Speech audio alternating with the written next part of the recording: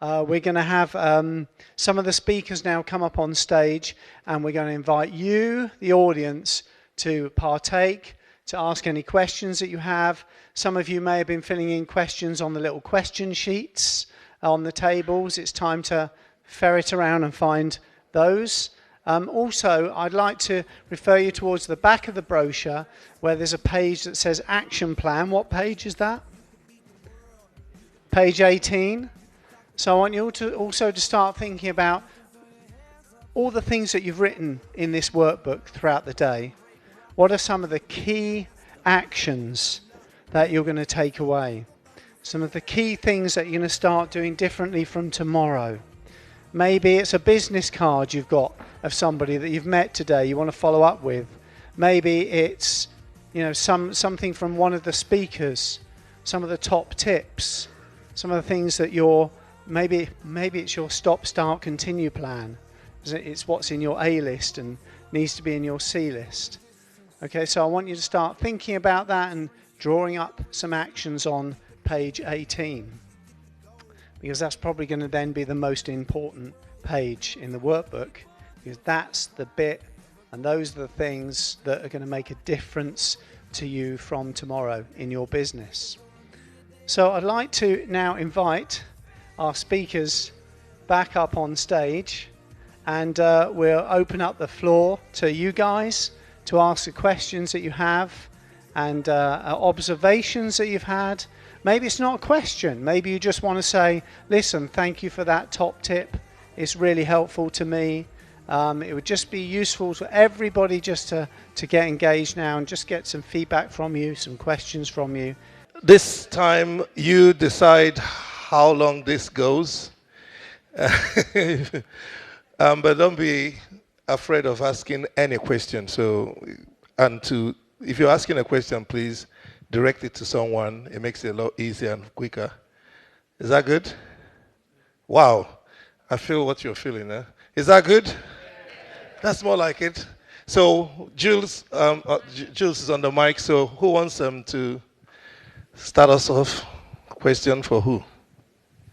Okay, Tina, this is a question for you. You talked about all the age groups, but obviously, like I said earlier, I deal with the younger ones. So how do you track them? So that's Generation Z. Yeah. Okay. And Generation Z are very, very tech savvy. So they're very good on computers, etc. But they don't tend to look. They don't think they're going to stay in the same company for the next 20 or 30 years. So I would, if somebody was saying, I would think a lot of longevity. Yeah. I think that's really important, and that's what I want for myself. But you won't have that. You need to attract them for now, and you need to be talking about learning and development. They are the really important things. If they don't think they are going to learn and develop, they will find somebody who will do that for them. Okay, thank you. My question's for Gemma. If we've got training that we give out to staff, some of our training is really expensive. Is it legal for us, if it's in writing, that we can claw back that if they suddenly leave? Yes. Essentially. So the short answer is yes, definitely do that. Give them a training agreement. Before they do the training, don't start them and then go, oh, by the way, can you sign this retrospectively? That won't work.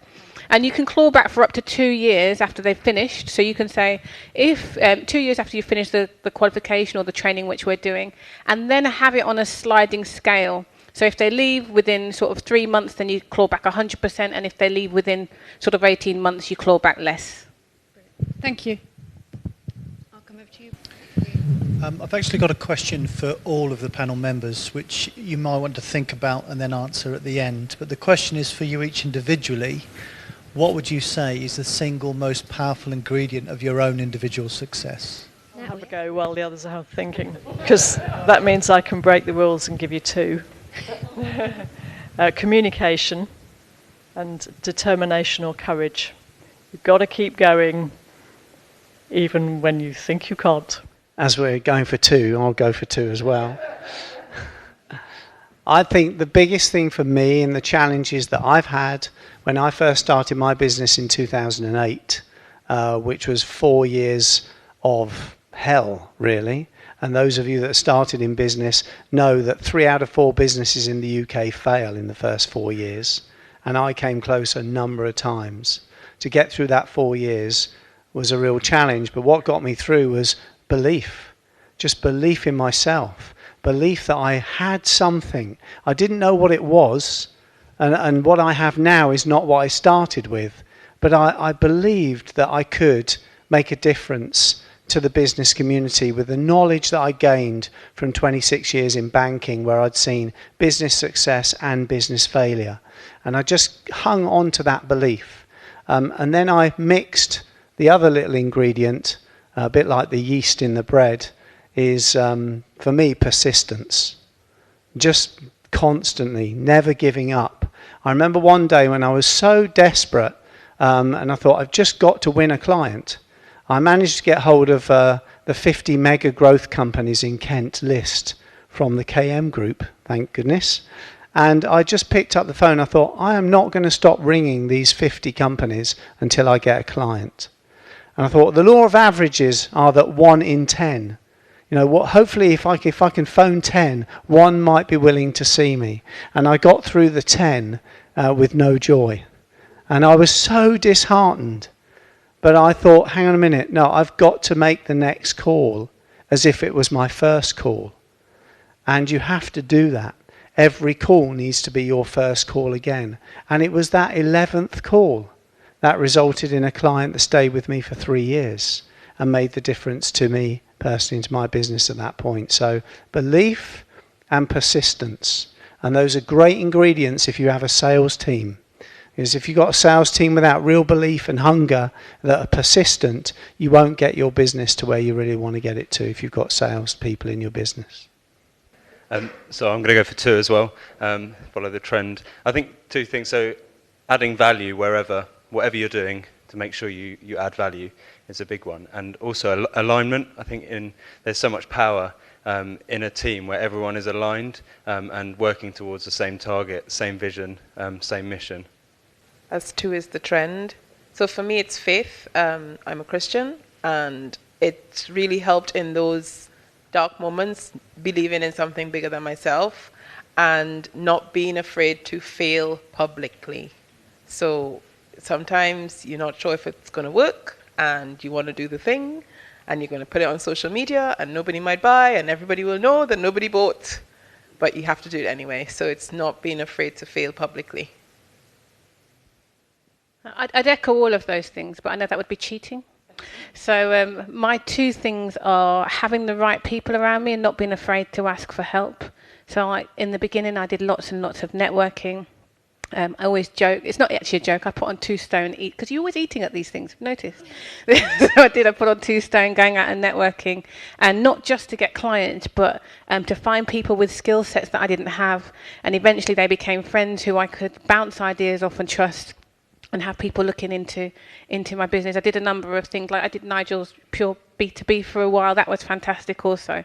So I think definitely, I had a coach for a while as well. All of those things, that asking what my single success is, I don't think it's my success. I think it's the success of others. But since I'm going to take some success, I'd say it's be the willingness to learn, not just to listen, but actually to implement. It's that actual action. I think honesty and integrity is the most important thing. I think I am, what you see if I'm talking to you at a meeting or if you met me in the shops, I'm exactly the same person. I don't think I'm intelligent enough to remember to change, so I'm always the same, and I'm honest. And if I can't do something, I will tell the client that. And I believe most of my clients I've had, I've always been a salesperson first, I have to be honest. My clients stay with me because they know if I can't do it, I will tell them. If I can do it, I will do it. And the other thing is 2 heads are better than 1. 20 heads are better than 10. So I massively believe if you have a team, give them autonomy, let them come up with ideas and listen to their ideas, and they absolutely will stay with you forever because you give them a voice, and I think that's the most important thing. I was painfully shy as a kid, painfully shy, and so I hid from people and social situations. And so I crafted for myself those moments when I would draw attention to myself and became a massive show-off. This has helped me in my career and in my life to find a place on a stage where I can help people to change their lives. And I'm inspired to see the changes in people. I was asked by a friend who was to speak at a funeral for a very dear friend of theirs, would I help them with a speech? I'd never done this before. That was the first time. And she said to me, "You've made a massive difference to the whole day and to my life. Please continue." So it's hearing the advice of others who can see your skills from outside that need to reinforce it in yourself. So others seeing change in you and you being able to affect change in others. Well, what's the trend? Is it two? I'll do one then. I like being original. I'll make sure I do one. For me, it's just persistence. Just whatever it is you're going to do, just keep at it. Just keep working hard at it. Keep working hard at it. If you believe it, no one else will do it for you. Just keep doing it. Keep doing it. Sometimes it might take a day, it might take a month, 2, 3. At some point, if you're working on something that is really good, it will come through. If you've set up a business that has the potential to succeed, just keep working at it, just keep working at it. And at some point, someday, the rain is going to fall, and it will be your turn to shine. Thank you. Next question. Oh, okay. Maybe I'll get there quicker than Jules.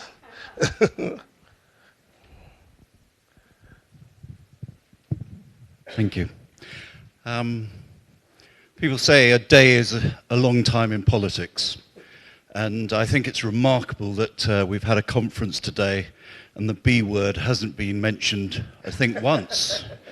Does anyone remember it being mentioned? I don't think it was. But nevertheless, the 31st of October is around the corner. You're all trainers. You're all giving us lots of good advice. I think all of us in the room don't really know what's going to happen, but I'd welcome the panel's advice as to what people in small businesses perhaps should be doing at this stage with 3 weeks to go. Can I just echo what we've already heard, because someone hinted to us that, and that's what Simon said.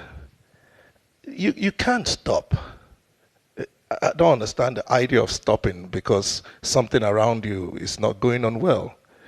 Circumstance, you don't allow circumstance to determine what you do. You decide what to do. Like they say, it's not what happened to you that is the problem. It's how you react to what is happening to you that is the issue. So it doesn't matter to me whether it's Brexiting or Brexit in. In other words, whether we are leaving or staying in. What is it that you do? What should you be doing? Do it. Do it. Just do it. I'm saying it. I mean it. Just do it. Just call Nike and get that what Nike said. Just do it. You set up a business to succeed. Succeed. I don't care whether you're leaving or don't get too hung up on where you're staying. If your business is to make money, you've got to make money. So whatever it is you're going to get, if there's going to be such shortage of the product you're supplying or selling, find a way. Don't wait for the government to do it. Personal responsibility. Take responsibility of your business and succeed. They won't do it for you. Even if you stayed, you can't blame the government. Even if you left, you can't blame the government. At the end of the day, you will be the rich person or the poor person. Anyone have to answer? Wow. How do I answer this without getting too political? I take inspiration from the story I shared with you earlier about the coxless crew. At the end of the day, they still had to row across the ocean. They couldn't control the conditions. and the conditions changed every single day. And they had a mantra on board which was control the controllable. The one thing that they could control was what was going on inside their boat. The one thing you can control is what's going on inside your mind and inside your business. We can't control the external environment. That's my take on it. The other view I have is that, I don't know about you, but I'm fed up to the back teeth of hearing about what a disaster Brexit is going to be. Whether we stay in, it's going to be a disaster. If we leave, it's going to be a disaster. No one in politics right now is talking about the opportunities that this country has. That I believe that we are a great British nation and we are a great country. And the DIT have been doing a campaign now for about 5 years called Britain is Great. And they've been doing that campaign all over the world. And I was lucky enough to go to America on one of those trips. And the positivity around the British brand is incredible overseas. Whether you're in Europe, in America, in Australia, British brands have a reputation for being second to none. We have some of the world's greatest scientists, some of the world's greatest products, some of the world's greatest inventors. And I think we should start talking up Great Britain. And we should say that this is a room, look at this room here, full of the skills and the entrepreneurialism in this room alone. And we could change around politics if we started to get a voice that's positive in the British industry. I also will leave on this point is I think we're about to see a massive, unprecedented shift in British politics that will never have happened in the way it's about to happen. And whatever happens, at some point, we will have a general election. And my view is that nearly 3/4 of the people in Parliament right now will never be back there again. Because quite honestly, they don't deserve to be. Personal view.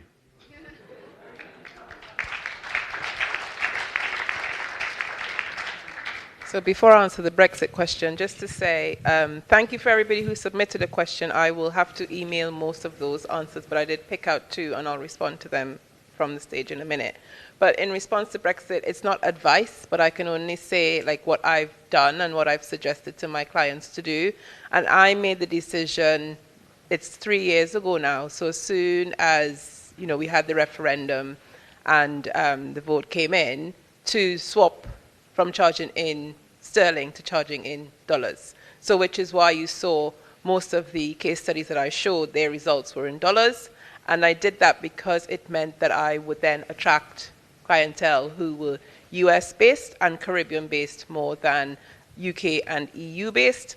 And that had 2 effects. So not only did I grow my client base, but I also cut my VAT bill. Yay! Because they're consuming the service outside of the UK and the EU. So that made a huge net difference in terms of what was happening revenue-wise, because I had thought that if I did that, it would mean with the currency exchange, because literally I always remember the day after the referendum, like my business expenses doubled overnight purely because the pound dropped so suddenly overnight. And I had to do something. So that was what I did. So I suppose if I had to sum it up, I would say diversify your sources of income and look to see where you can increase your revenue but decrease your costs and get clients from outside of the EU for your particular industry, because it's worked for me really, really well in attracting more US-based clients.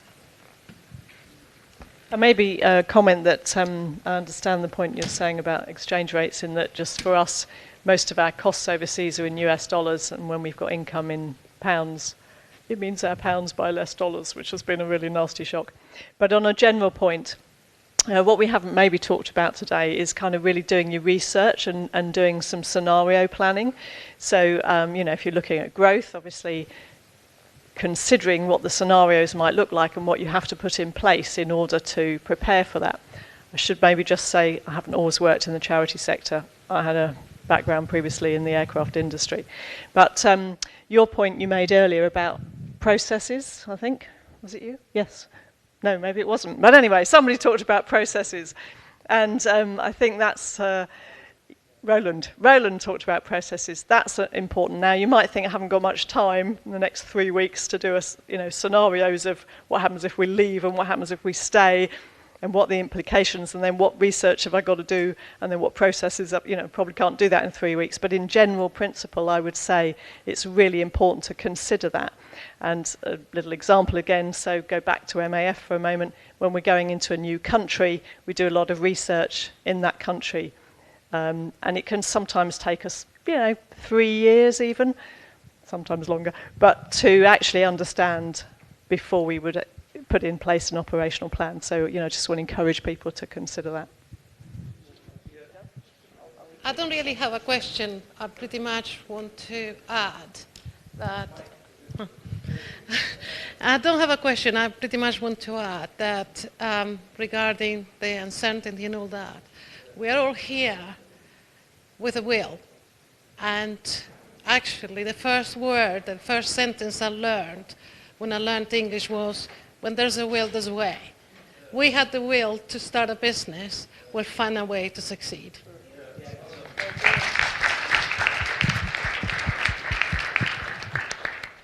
Do I have to stand up? You can just hear the noise. It's just a normal businessy type question, really. There's a lot of talk about work-life balance, which I suffer with massively. Ask anyone in the family, including Simon, actually. I'm really interested to know what practical advice, because obviously we're a small business. There are times when we get lots of business in and we're manically work-life balancing, getting the business out the door. There's times when we're not busy and we're manically doing sales to get business in, and it's a constant flow of up and down and up and down. So I'm really interested, kind of as a panel, any tips for growing a business and work-life balance, and how you basically go, no, I can't do any more, but realistically there's no one else that's going to do that job for you if you don't do it. I think maybe this might take us a bit back to value again. What is your value? What is your core value? Is succeeding in business more important to me as an individual than to succeed in life in general? So what is it what do I call success? Is it having such huge amount of money in my account, or saying, oh wow, look at that business, I set it up, it's just earning billions and billions, but I've lost my wife, I've lost my children, I've got nothing, everything is gone. So what is the thing that I would say that is my core value? I think we have to go back into that. And once you settle that within you, you find that it helps you all of a sudden to set parameters, or should I say measures in place, and say, no, that work has got to stay for me to be, now this is family time, or this is wife time, or this is whatever time, date night, or anything you put in place to help bring that balance. So in other words, when I'm working, but when I'm playing, I'm really, really playing.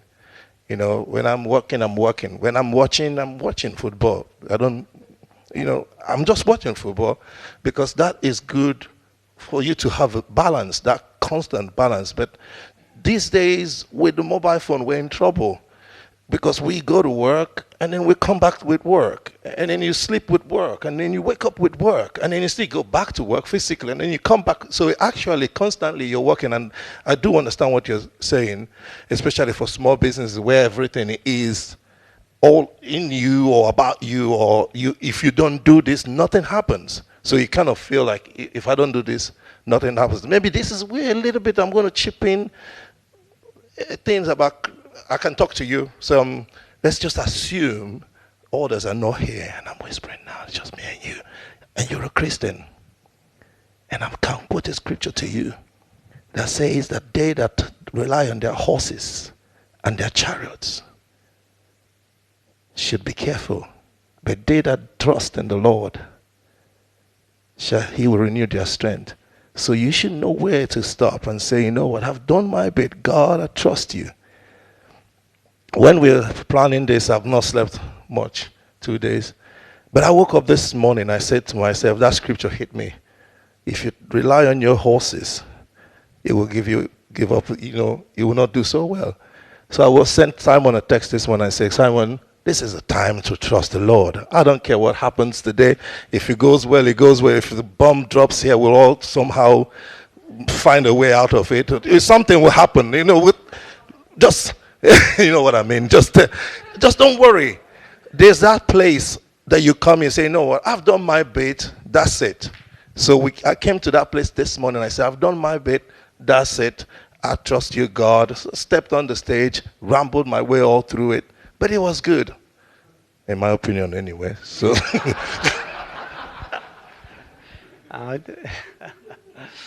yeah, this is a very difficult question and a very difficult subject, which we could spend a long time on. But my thought is just this: that what I've learned is my business is like a beast.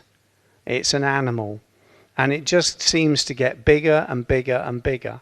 And if I let it, it will just grow so big that it will be completely in control of me instead of me being in control of it.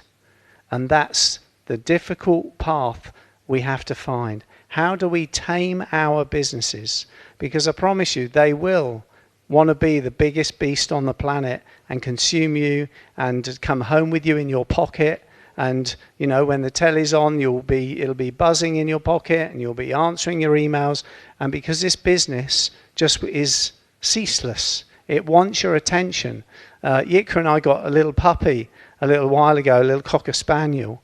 And bless him, we called him Winston, after my favourite person, Winston Churchill. And he just constantly, he's like a baby. It wants attention. Constantly demanding attention. And I looked at him and said, have you met my business? So we have to, find a way of working on that balance. And I think what King said is spot on. Could I add one very small thing to that? I would recommend meditation, transcendental meditation, but there are many others out there. And perhaps you'd say to me, I haven't got time to meditate. But meditating gives you time, and in that meditation time, so many things drop into place that would occupy and stir your mind, and it allows you, when you finish your meditation, to be in that present moment which we're talking about, and not being pulled towards the future or held back by past anxieties. Meditation. We called that prayer.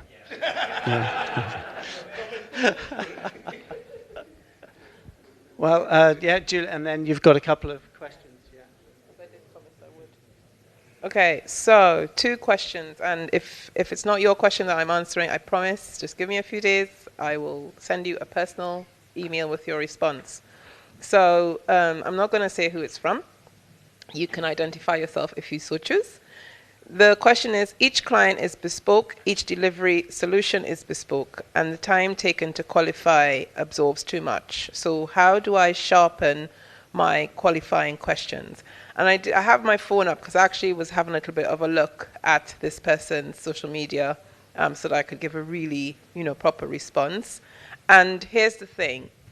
In this particular situation, who the ideal client isn't clear.